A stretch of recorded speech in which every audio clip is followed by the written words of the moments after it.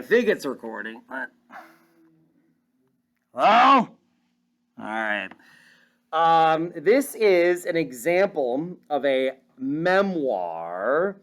It's the kind of thing you will all be writing about because it very much affected the author's life.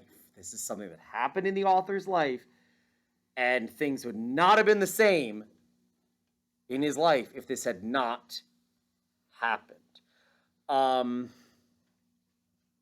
This author, by the way, had been working for an oil company in Africa, and then World War II started, and he became a fighter pilot, and his plane crashed, and he got assigned to come to Washington, D.C. and work in the British Embassy. And then after the war, he started writing nasty little short stories of mean little things like poisonings and other murders for adults. So think of everything I just told you, and you can see that his life pretty much, hands down please, pretty much would have been like, writing nasty little like war stories and murders and stuff based on his life up to that point. Except for this experience that you're about to hear about. Here goes. Here goes. And by the way, you at home watching this, you try to figure out at the very end, the last 10 seconds, you're going to be trying to figure out who this is, who wrote this.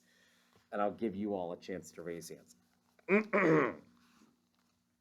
At this point, by the way, the whole book is about this person's school experiences. So the whole book is basically a school memoir, education memoir.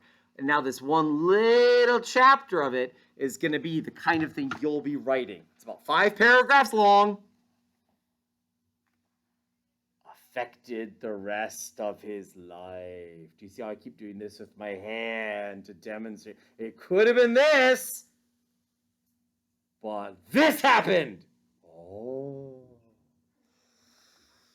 At this point, he's a 13-year-old student at a boarding school in England. Every now and then, a plain cardboard box was handed out to every boy in our dormitory, and this was, believe it or not, a present from the great chocolate manufacturer Cadbury. Raise your hand if maybe you've heard of the British chocolate maker. They're like famous around the world. Not too much of their stuff is sold in America. Anyway. Inside the box, there were 12 bars of chocolate of all different shapes, all with different fillings. And when the numbers 1 to 12 stamped on the chocolate underneath. Also in the box was a sheet of paper with the numbers 1 to 12 on it, as long as 2 blank columns, one for giving grades for each chocolate from 0 to 10, and the other for comments. All we were required to do in return for this splendid gift was to taste very carefully each bar of chocolate, give it a mark, a grade, and make an intelligent comment on why we liked or disliked it. Now, this was a clever idea of Cadbury. They were using some of the greatest chocolate bar experts in the world, 13-year-old boys, to check out their new creations. We were of a sensible age, and we knew intimately every chocolate bar in existence, from Milk Flake to Lemon Marshmallow. Quite obviously, our opinions on anything new would be valuable. This is something that companies still do, by the way. It's called a focus group. They will test out, before they make 10 million of some new product, they'll test it out on a small group to see if changes should be made, or even if it's going to be a disaster and they shouldn't even bother trying to sell it. Focus group. They'll basically pay a bunch of people like $50 to try something out for three hours and write their comments about it. All of us went into this game with great enthusiasm, sitting in our rooms and nibbling each bar with the air of connoisseurs, which is a fancy way of saying with an attitude of experts. Yes. I remember writing down one comment, too subtle for the common palate. Palate, honestly, is a word for like your tasting part of your mouth. So he's basically saying it doesn't taste strong enough for the common person to appreciate. Too subtle for the common palate. Now, for me, the importance of all this was that I realized that large chocolate companies actually had inventing rooms, and they took their inventing very seriously.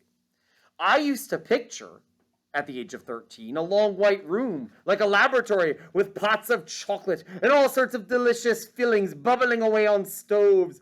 Men and women in white coats moving between these bubbling pots, tasting and mixing and concocting their wonderful new chocolatey inventions. I used to imagine myself working in one of these labs, and suddenly I would come up with something so absolutely unbearably delicious that I would grab it in my hand and go rushing out of the lab and down the corridor and right into the office of the great Mr. Cadbury himself. "I've done it, sir!" I would shout, putting the chocolate in front of him. "It's fantastic and fabulous. It's marvelous and irresistible." Slowly, the great man would pick up my newly invented chocolate. He would take a small bite. Remember, this is what he's imagining at the age of 13. He would roll it around in his mouth, and then he would leap up from his chair crying, "You've got it! You've done it! It's a miracle!" And he would slap me on the back and shout, "We'll sell it by the millions! Oh, we'll sweep the world with this one! How did you do it? Your salary is doubled!" Well, it was lovely daydreaming, these daydreams. And I have no doubt at all that 35 years later, when I was trying to think of a plot for a book for children, I remembered those little cardboard boxes and the newly invented chocolates inside them, and I began to write a book that made my career called Charlie and the Chocolate Factory, because everybody, can you call out his name by any chance? Call out. It's Roald Dahl. Yes, the author of Charlie and the Chocolate Factory and the BFG and Danny the Champion of the World, which is his only realistic children's book. It's fantastic. Danny the Champion of the World. Check it out sometime. The Enormous Crocodile, Fantastic Mr. Fox. Love that one. George's Marvelous Medicine, James and the Giant Peach, Matilda, the Twits, and the Witches, among a few others.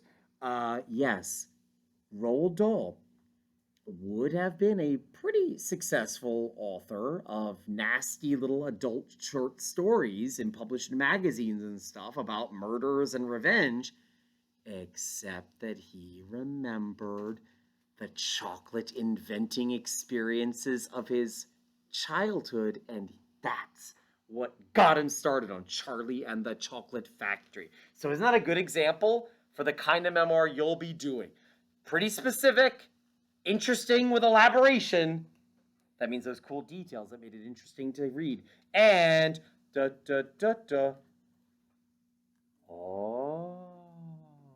rest of his life was affected by this. And now I hit stop.